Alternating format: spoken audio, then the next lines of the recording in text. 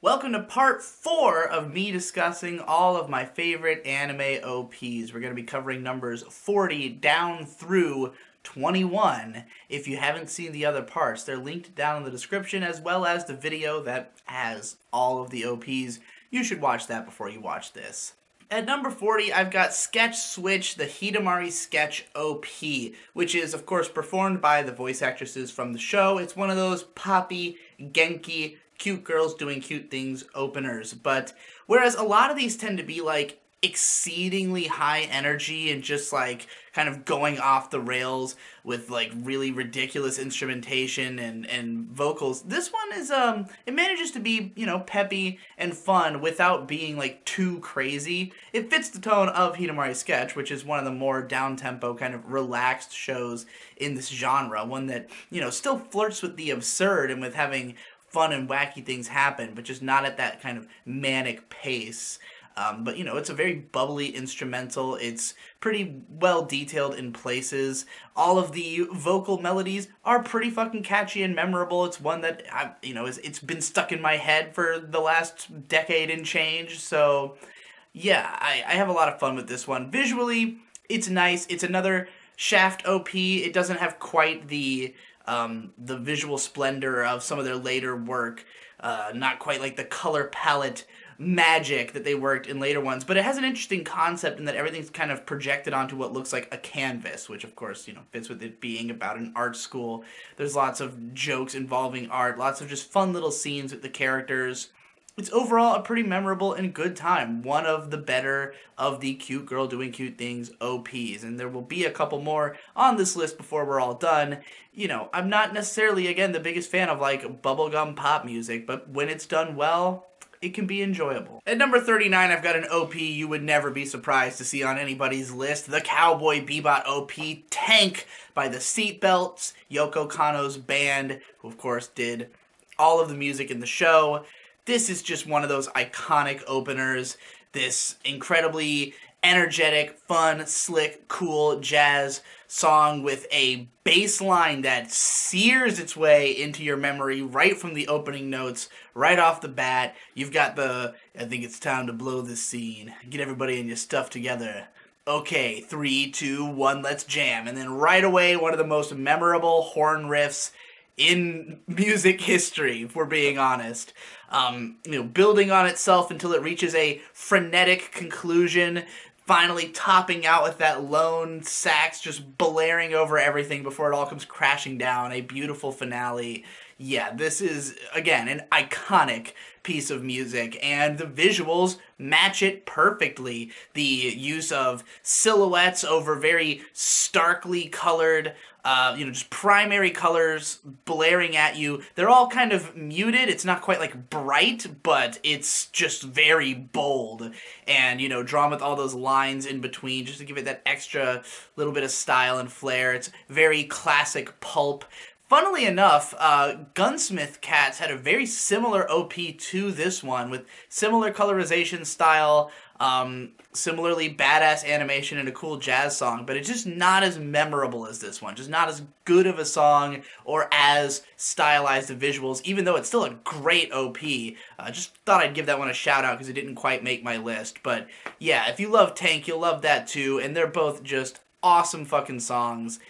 You can't have one of these lists without the Cowboy Bebop OP. I would say it's even more important than the Ava OP, if I'm really being honest. At number 38, I feel like I'm going to be crucified for putting this right in front of Tank, but I can't help but love the Selector Infected We Cross OP Killy Killy Joker by Kanon Wakishima. I've mentioned before in this list how I generally tend to like pop, like J-pop, J-rock songs more when they have some kind of accompaniment of violins or pianos just like playing over the whole song, and this is a perfect example of that. The violins just sound so incredible, dramatic, fleeting, fragile over this whole song, and Kanon Wakishima just absolutely kills it with the vocal performance. Her incredibly fragile, again, vibrato, just soaring over that chorus. It fucking pulls at my heartstrings. It just sounds so, like, the whole song sounds like it could break at any moment. It's tingly, it's icy, it makes your hair stand up hearing that fucking chorus bit. And the fact that the vocals and the music are timed so well together. You know, you've got everybody kind of in the chorus where all of it's playing at the same time. Very powerful stuff. Yeah, just I love how complex like the violin melody is that's playing over this whole song. It just elevates it to another level. It gives me something to pay attention to while I'm grooving out to that fucking, dance rhythm that's in the background. Overall, very solid OP. Definitely one of those songs that has stayed on my iPod. And by the way, by iPod, I mean phone. I know that the kids these days don't know what an iPod is. I've gotten made fun of for saying iPod. I don't actually carry an iPod. That's just what I call it because I'm a fucking millennial. Also placed at 38, another one of my late additions, which were just the result of me not remembering to put it on my initial render of the list. And, a lot of people who make their best OPs lists, they don't know about some of these more obscure songs. And so me trying to use those to remember all my OPs did not bring me to them. But it is Cold Finger Gal, the OP of Level E, which is one of the slickest, coolest fucking songs that there is. It's just this badass, rollicking rock song. Right off the bat when you hear those guitars, they just sound so smooth and seductive. You've got the awesome female vocals that just sound like they're performed by the coolest girl who's ever lived on Earth.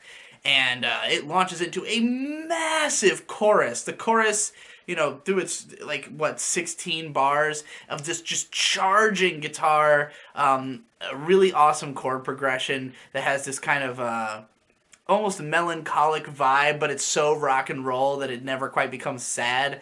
The vocals over top of it are phenomenal, multi-layered with, I think, some male vocals thrown in. That or it's just her singing in a really deep voice. But, yeah, it's a fucking great song, and the video is slick as fuck. It's got these super cool colors. It's all in like this bold green and purple style. It's all meant to look very alien, pulp comic book. It's about it's simultaneously a secret agent vibe and also like an alien shock horror fucking B-movie vibe. It's very distinct. There's not another OP like this one out there. The song and visuals couldn't have been matched more perfectly. It's honestly my favorite thing about Level E, which is a, okay show, but goddamn, this OP fucking rules. Can't believe I forgot to put it on my list initially, but, sometimes when there's OPs that don't get talked about that much, you won't remember it as easily as other ones. So, yeah, very glad I remembered it in time to add it to my goddamn list. Speaking of badass, cooler than hell OPs with very bold color choices, we have the second Psychopass OP, Nothing's Carved in Stone. Well, that's the name of the band. Out of Control is the name of the song. I always get them confused because neither one sounds like a band name. This video is super fucking slick. All of the animation looks really badass. The show has such phenomenal character designs, and they look so great on the cityscape shots and holding, the cool guns and shit, smoking cigarettes, driving around in cars. Every shot of this thing just looks incredible. It's one of my favorite OPs visually for sure. And the song is sort of an infamous meme. It's a great song, granted, with some really complex guitar noodling going all throughout it. Some fun lyrics about psychological disturbance, if you will. But the most famous thing, of course, is the English chorus. 'Cause I feel I can always show my everything to you. If this moment was for me. It's just undeniable. Every time you hear it, You're going to think about it. It's going to be stuck in your head. It's a good meme for a good reason. Just an all-around pretty fucking solid rock song with some complex instrumentation set to such a goddamn gorgeous and badass video. Definitely, if I was judging this as like song plus video combination quality, this would be in my top 5. But I'm doing this based on raw feeling, and as much as I do like this song, we are in the range right now where like every song on this list is one of my favorite songs, and it only escalates from here. By the way, apologies for the lack of microphone up to this point in the video.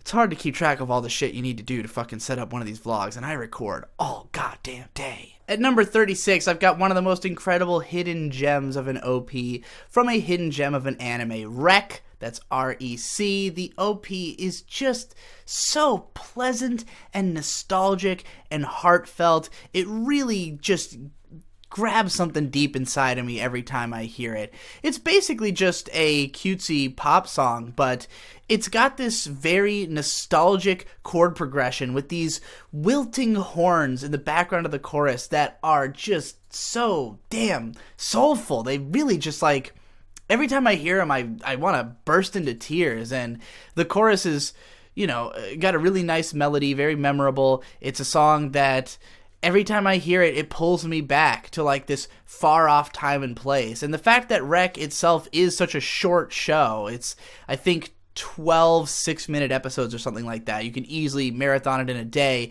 It's just a sweet little quaint romance story that, you know, you probably won't give that much thought to later down the line. And so to hear the OP years later is like this strange awakening of like a past memory. It's definitely nostalgia core to the absolute max. It's a really well structured song. Love the way that it bridges into its final section, the reprise of the opening horn section. All around well done. And the video is basically just about the main girl who is an aspiring idol, showing her, you know, doing photo shoots in the studio. You've got imagery of like the knobs and stuff that you would see in a recording studio. All that stuff is fun. There's also shots of her and the main guy just in their relationship. You know, it evokes the sensations of the show, which are pretty unique as compared to most anime and most OPs.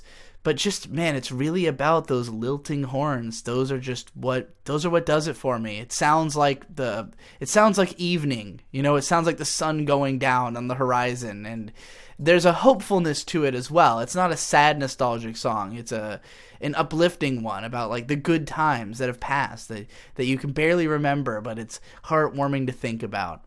Man, what a deep fucking song for being just a pop tune. It's awesome. At number 35, I have the somber, forlorn folk hit, the Spice and Wolf OP, Tabi no Tochu, which just, you know, it's full of the maximum feels, much in a similar way to how I would describe the One Piece OP as capturing that sense of adventure with those soaring strings over the driving rhythm, but that one with energy and verve and like an excitement for going on a new adventure. Tabi no Tochu is quite the opposite. It's more of a slow, plodding, kind of solemn, melancholy adventure, almost like being driven away from home rather than, you know, excitedly stepping out to go find new horizons, but doing so with at least the warmth of a companion, as the chorus has this male-female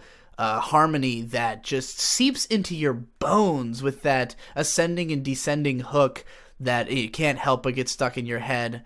You know, if you listen to the full version of this song, it actually has these odd swells of like a more upbeat tune that comes in between the chorus. I always thought it was weird. I was never sure how I felt about it. It's like it recolors the song to be less of a solemn adventure. I guess I'm kind of glad they mostly left that out of the OP version.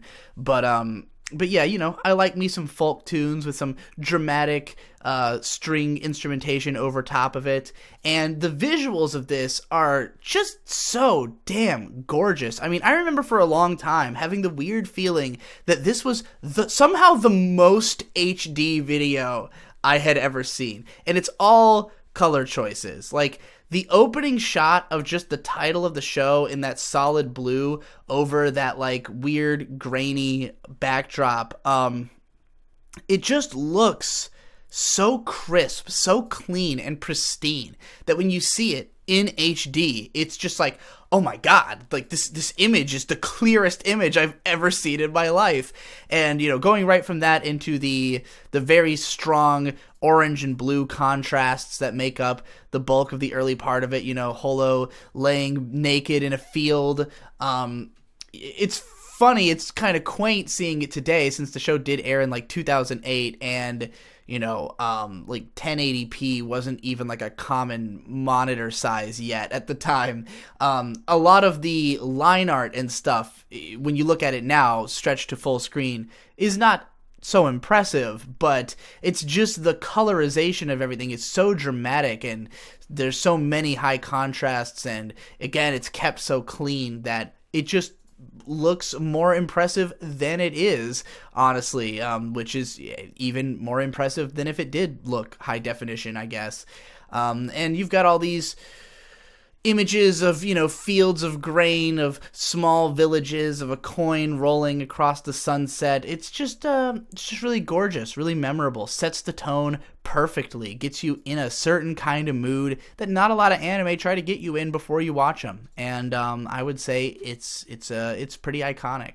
At number 34, we have one of the most tonally strange anime OPs of all time, the Figure 17 OP Boy by the Alfie, which is a rollicking, intense, badass classic rock song.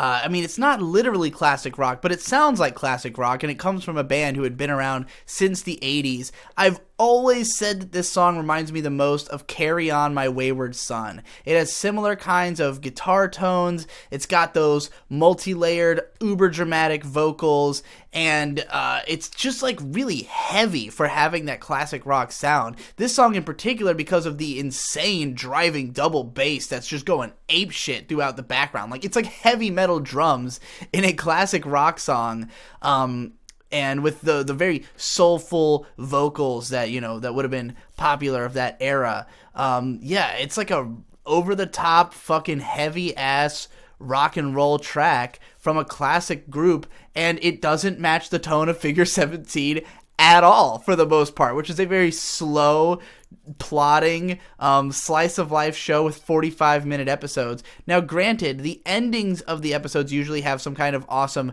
fight scene. This is a very strange show if you haven't picked up on that yet. But you know, the guy from the Alfie also did most of like the battle music and kick-ass songs that play throughout the show. So it's not, you know, it's not that unfitting, but like you get really pumped hearing this song before you sit through what is usually about 30 minutes of very slow nature panning shots for most of the episode.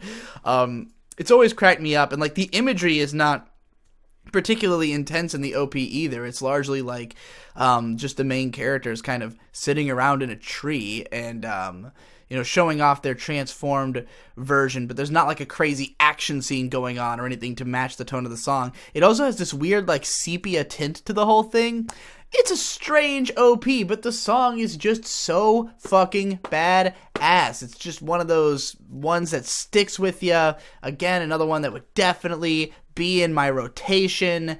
Yeah, I love that it exists. I love all the music that the guy from the Alfie did for the show. You know, it's one of the more memorable elements of Figure 17. So give that a look if you haven't, since I know most people have probably never heard this one before. At number 33, I have possibly my favorite electronic anime opening of all time, the Last Exile OP, Cloud Age Symphony, which is this incredibly massive, dense sound texture that makes you feel like you're floating through the goddamn clouds. It opens with this hum of like didgeridoos and bagpipes and shit before it becomes an electronic song. You've got like layers and layers of bleeps and bloops, and then like orchestral sounds, you know, synthesized, but just like all kinds of synth textures all playing over each other. It's almost ridiculously dense because it wants to create that cloudy feeling. Like no one part stands out. All of it is just kind of mashed together in this way of all these subtle noises playing off of each other, while this washed out vocal, really brings it all together with the Amaho no yona ishu ni aeru no ka. It's so spacey, so... Ooh, it feels like my soul is leaving my fucking body when I listen to this goddamn song. It is great. The full-length version of the track is 6 minutes long. It takes you right up into the sky. You feel like you're on cloud 9, as it were. Visually, it's just a bunch of stuff from Last Exile, which has a very unique aesthetic. Probably one of the first really successful integrations of CG and 2D animation from Studio Gonzo, with the character designs from Renji Murata. The show has maybe not aged beautifully. Like, looking at it today, you wouldn't instinctively say, oh my god, the show looks amazing. But even holding up as well as it does is pretty impressive, considering how much CGI there was in this TV anime, and just how much they did with the, processing effects to make it meld well with the 2D. Still a pretty good-looking show, still aesthetically very interesting, and this song really drives it home perfectly. This one, another one that I've been keeping in rotation for over a decade. I'm going to stop saying that now because it's probably going to be true of every single song on this list from now on. At number 32, I've got some thick and dramatic, fuzzed-out garage rock with the second Hajime no Ippo OP, Inner Light. This one is really about the emotional turmoil represented in both the lyrics and instrumentation, with this constantly rising and falling guitar riff playing over a much more slowly rising and falling bass line that just, captures that feeling of grappling with something on the inside, and representing that through the fists that are flurrying on the outside in this boxing anime. It's charging forward. It's very emotional. The singer sounds like he's, just barely holding back his emotions, his screams, which, come out sort of as we bridge into the chorus. And then finally, both singer and instrumentation find resolve. They strengthen, go into like a pummeling forward thrust where the guitars get a lot brighter. It seems like the emotional turmoil is over and the singer is realizing what he wants. I want this only, sagashi wa koeru, hiro no hikari no nakare. The inner light, searching for that inner light. Ooh. It's some pretty powerful stuff. And the full-length version of the song is like, really gripping. It goes on for... It's like a 5-minute track that really gets you heated and pumped and emotional.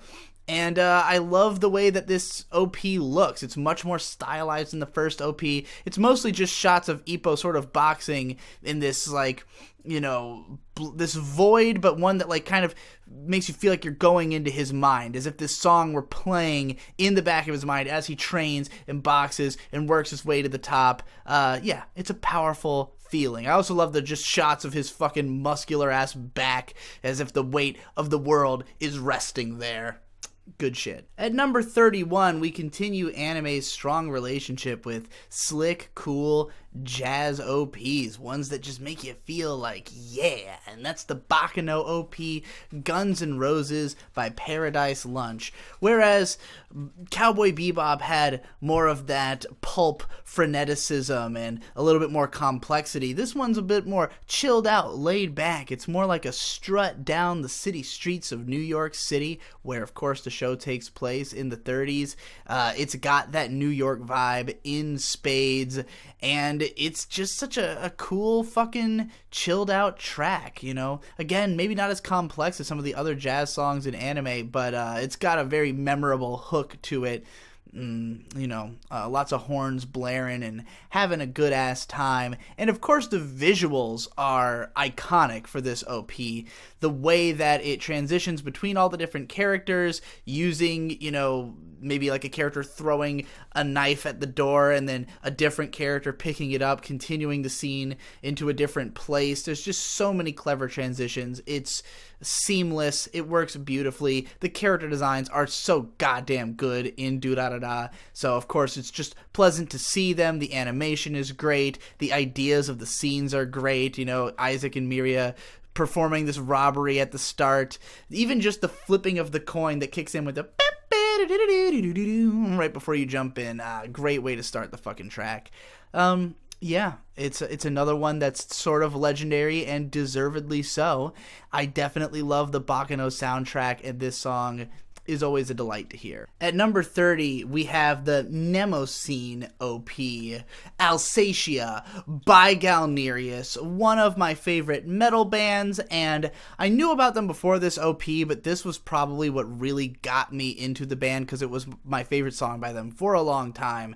Galnerius is traditionally a power metal band with just ridiculous musical complexity, crazy technical skill on the part of everybody in the band, and this was shortly before their original singer Yama B left. The band was starting to go in more of a I won't say nu metal direction, but they were becoming more of like a centered on heaviness as opposed to the uplifting power metal sound they were sort of known for. I don't know if this was like the singer's decision because he ended up leaving the group not long after this, and they went back to more of a power metal sound, more of an uplifting sound with their new singer, who I honestly do like more, even though Yama B was more unique and he has a really cool voice, especially in this song.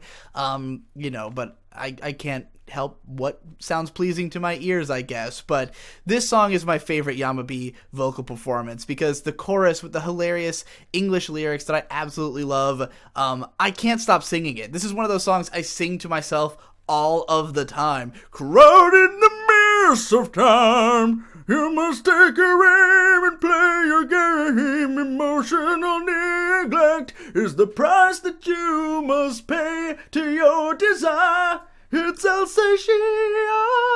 I also love that Alsatia is another word for paradise, sort of like Rakuen. I love all the different words for paradise. They're always fun. They're always interesting that they have like Arcadia, just these grandiose sounding words that always mean paradise. The imagery of the OP,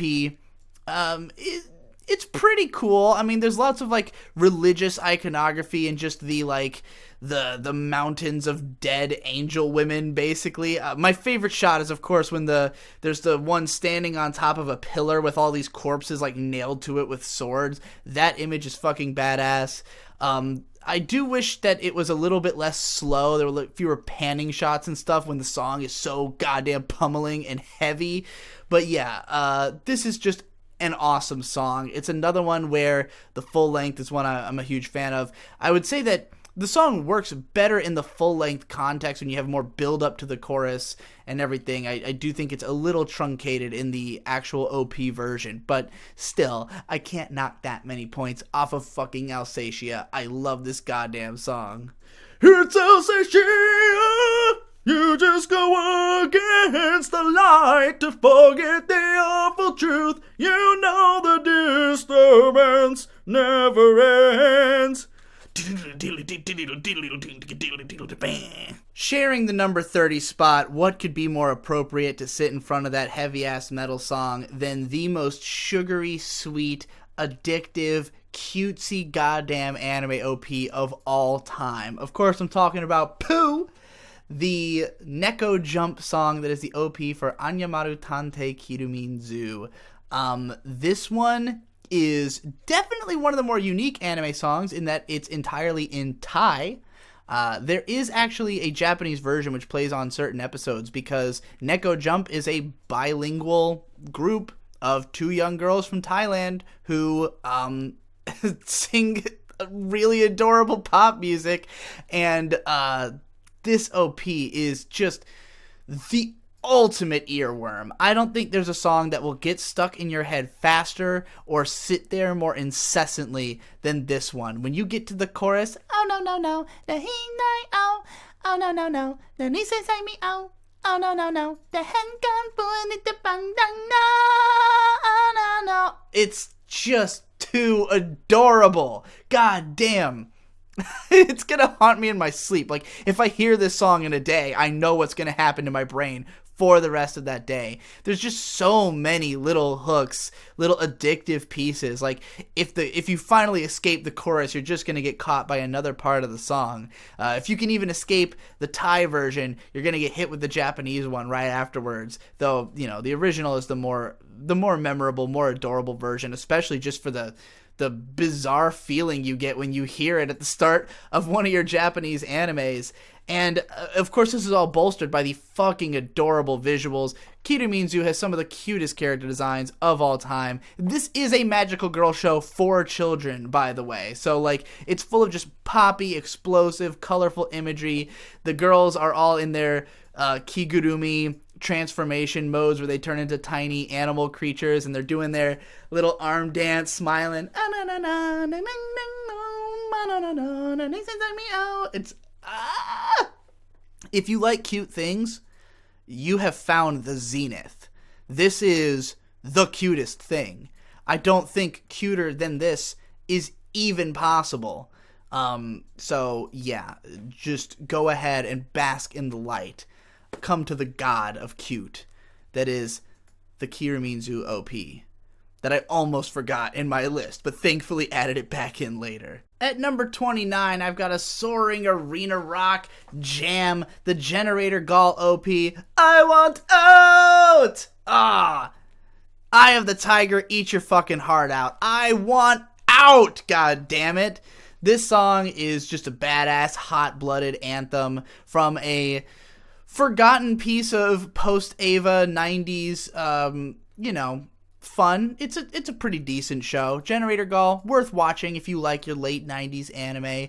It's a sci-fi time travel show with some pretty fun, goofy characters in the vein of something like a Full Metal Panic, with the way that they interact. It's a solid time. Funny early episodes, more serious later ones. This is just a review of Generator Gall now, but the OP and ED in particular are probably the high points of the show. Both very memorable, and this one just has some ripping guitars, propulsive drums. It's a good solid fucking rock track with an enormous chorus, and of course the call to action, I want out!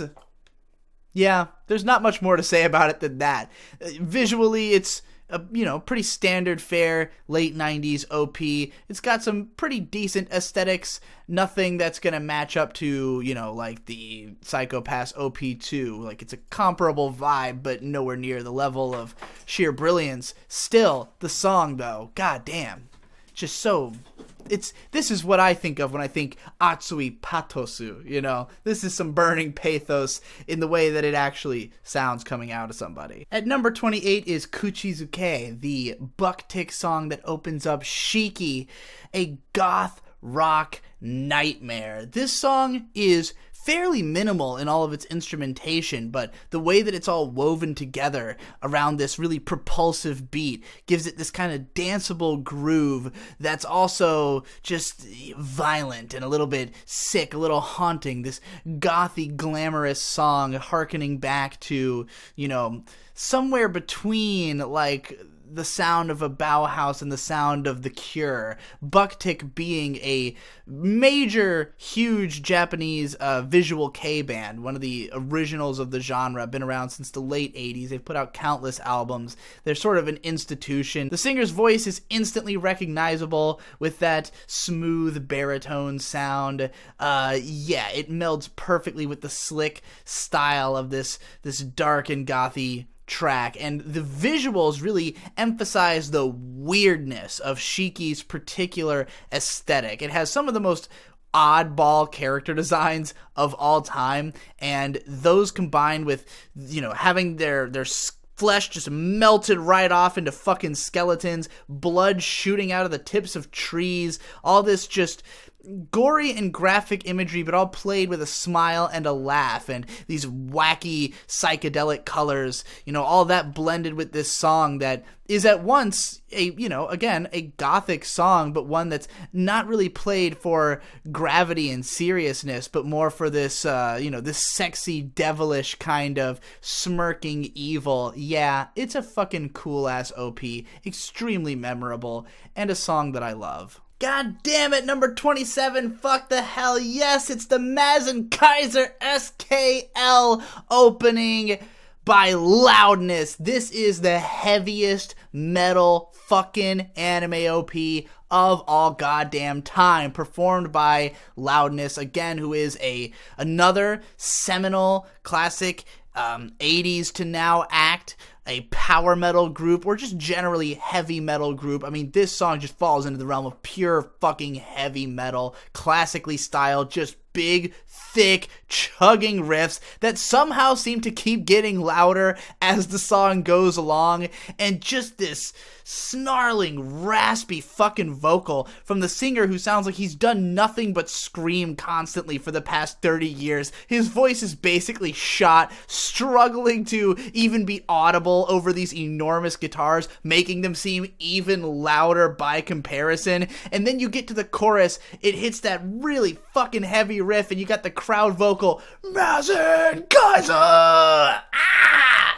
This is as metal as it fucking gets. It's classically fucking heavy metal. It's badass. The OP visually, it's full of just cool, edgy, like 90s comic book imagery of skulls and swords and fucking badass cool guys shooting guns, smiling like madmen, tearing through crowds of enemies. Mazen Kaiser's skull, as much as it wears the outfit of a cool, edgy show, it also has like this weirdly sleek and modern color style and character design style that kind of makes the tone not work all the way, and you can see that even here in the OP, but like what they're going for is still recognizable. It's still a lot of fun, and the song just riffs so fucking hard. It is undeniable. At number 26, continuing my tradition of following up an incredible heavy metal song with some sugary, lightweight, adorable crap, we've got the iconic Lucky Star OP, Moteke Serafuku, Moteke Serafuku. This one, when I was talking about the Hidamari Sketch OP and saying how usually the cute girl shows will go for a much more rambunctious, intense, and out-of-control opening song, this is the epitome of that. In fact, it might be the most out of control without going down the road of just being musically disgusting, which I have heard some songs that go too far in this direction. But this one is a dizzying, intense pop song that's just got so many layers of instrumentation, doing so much shit, going in as many random directions as they can, and all of that with this multi-tracked vocal that's going on with all these different voice actresses singing and speaking really fast. All of the lyrics are total non sequitur nonsense. Bambando den dan, let's get cherry pie dan dan go get can you get sensation hi sonzai kanzen shoakse blah. What the fuck are they saying? That's like the slow part of the song, all before it leads into the riser cuts in. You got the big chorus, the more memorable sing-alongable part of the song, with all the girls doing the dance in the cheerleader outfits. And there's even a part in the middle of the song where it's just all four girls talking over each other while the music is still going crazy. Yeah, they were just trying to make the most intense, most ridiculous OP possible. And they absolutely succeeded while still managing to make a listenable, fun song, even when it's going so far as to turn into like a glitch track at parts where they've got like record skipping effects of the just trying to make it as fast, as ridiculous, as instantaneous as they possibly could. And how could it not stick in your memory? The song was a meme immediately, deservedly so, and I've of course heard it about 100,000 million times. So it's ingrained in my consciousness at this point. All the little dances are super memorable. Even Minoru Shiraishi just doing his ridiculous cover of the song as one of the EDs, I love enough that you will be seeing it on my ED list. But yeah, this is another one that it had to be included because it is iconic. Just as much as Cruel Angel's Thesis or Cowboy Bebop. Maybe not as beloved as either of those, but certainly just as integral a piece of anime history in my eyes. Edging out the Lucky Star OP for my number 25 spot is my outright favorite of the hyperactive, hyperdense, cute girls doing cute things OPs, the one from Is the Order a Rabbit? Daydream Cafe. This one has that crazy density, the nonsensical lyrics, all the voice actors singing, but it's just a more functional and listenable song. It's not as hyperactive or intense, but the fact that it manages to hold so much energy in it while being a more groovy, even more, laid back and actually fun song to listen to and sing along to, just puts it in a higher category for me. It's got that smoothed out bass line with the matching piano chords that really is what holds the whole track together, makes it so fun to listen to and so groovable. There's layers and layers of other shit on top of that, but it's mostly bells and whistles to just give it that pumped up feel. And the chorus melody is just really fucking solid. It's a total earworm. It gets you excited as soon as it comes on. You're just ready, in the mood for some cute shit. And I really love the transition into the chorus. They're like da da da da da da da da da da da da.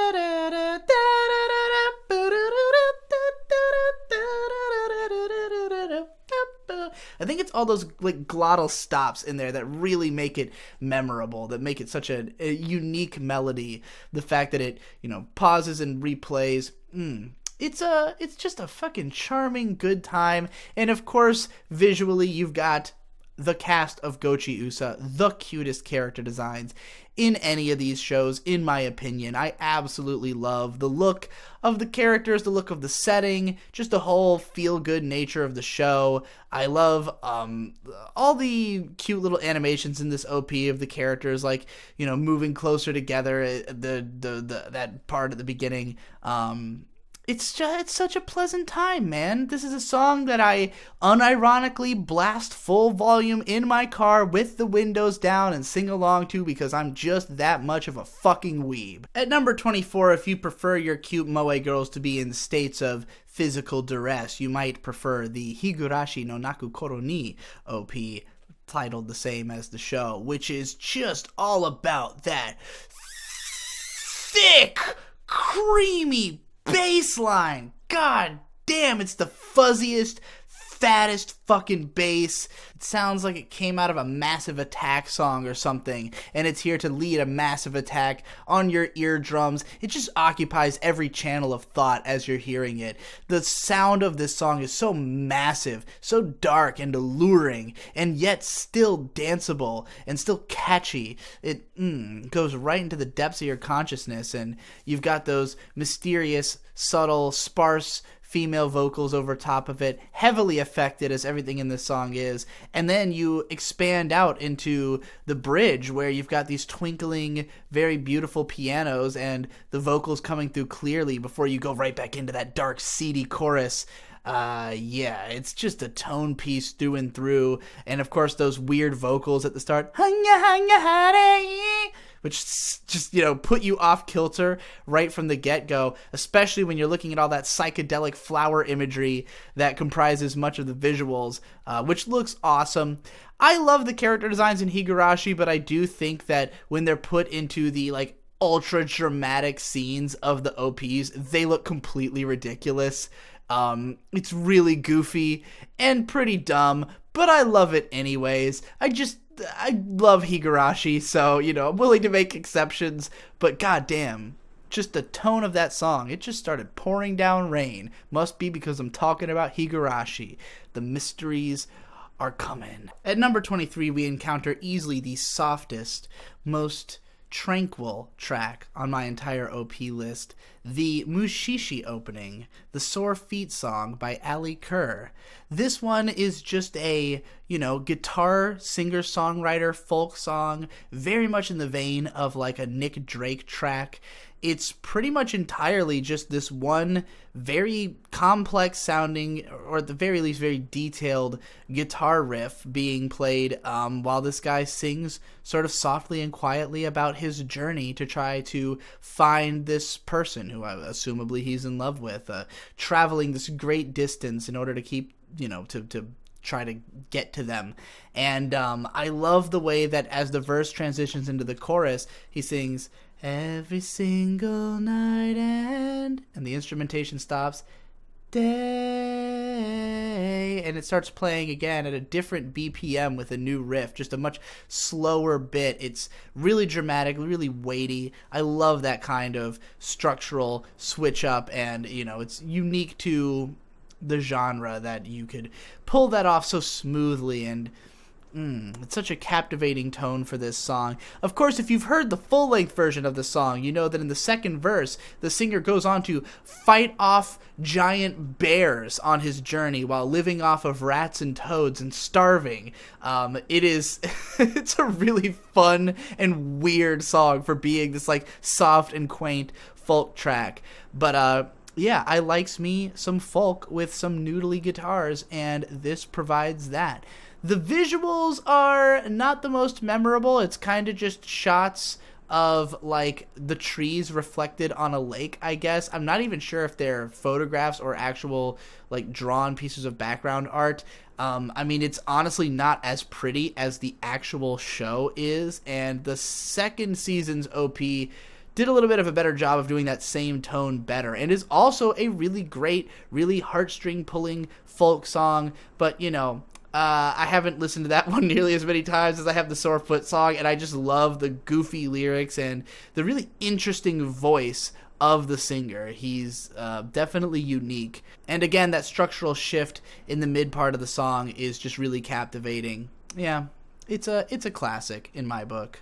At number 22, I've got the smoothest, most sensual, jazzy, funky pop track of anime history, Cobra, the space adventure Cobra OP, straight from the 80s.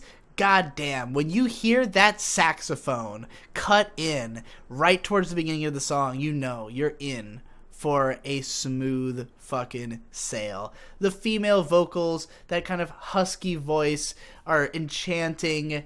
It's lyrically a lot of fun because of the fact that, it's a song written for the show. It's got the Kobura, missing me too, Kobura, no, no, no, no. So, only few memories after you. That's a great fucking lyric. It's clearly styled to be kind of like a James Bond OP kind of thing, but the visuals are so slick and cool, and the fact that it's, of course, all centered on space.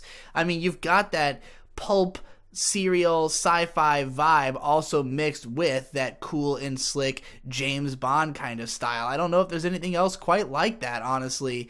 And the fact that this has a Blu-ray release is just a gift from the heavens, because it looks so fucking good. The color aesthetic is so on point. This is pre-packaged future funk for sure. It's one of those anime OPs that did in fact catch on with that whole movement. You can find it in, those compilations and stuff. But yeah, it's just one for the ages. It's just such a goddamn smooth ass goddamn fucking song. And at number 21, I've got one of the most enduring, classic, beloved, old school anime tracks. Another one straight from the 80s. It's Saint Seiya, which, goddamn, is just this huge arena rock borderline power metal track with an enormous guitar riff that opens up the song that, anyone who's heard it will certainly have remembered. And, it kind of chugs along as just a pretty fun rock and roll jam, but then you get to that bridge and chorus that are iconic. Pegasus a fantasy, so yume dake wa. And, the calling out of the show's name, Saint Seiya, bam! And the drum rolls that occur every time he says, Saint Seiya, Ashita no Yusha, oh yeah. One of my favorite things about this song is that, it's been covered many times. There's an anti-metal cover of it that was one of the early versions that I had heard in my musical upbringing. But there's this clip from the French version of American Idol where this guy auditioned using that song, singing it very poorly, and it's one of my favorite videos of all time. Just the way that he sings the song is even more stuck in my head than the original. I've watched it countless times. I highly recommend seeking out French Idol Saint Seiya. You can find it on YouTube. Just a classic video, and that deepened my love for this song even more than it already was. Having not really watched Saint Seiya, I did watch Knights of the Zodiac a little bit on American TV, where the OP was the Bowling for Soup cover of I Ran by Flock of Seagulls. Who knows how the fuck that happened? But, because he says, Aurora Borealis comes in view. So it's totally a space song, right? No, Pegasus Fantasy is fucking iconic. Visually, it's all this crazy shit happening in space with these horses charging around and all the characters doing cool poses. It's a fun time. It matches the music really well, but it's really just about those soaring guitars and that fucking ultra memorable chorus. Saint Seiya, imakoso, habatake. Yeah, it's a classic arena rock song. Again, fucking Eye of the Tiger, eat your heart out. This is what gets me pumped. And that's all for this episode. Stick around on my channel, subscribe. I'm going to be doing another one of these tomorrow. The saga continues. Be there. It's the last one of the OPs. Holy shit. The final countdown. That's right. I didn't forget that in my arena rock references. We're going there.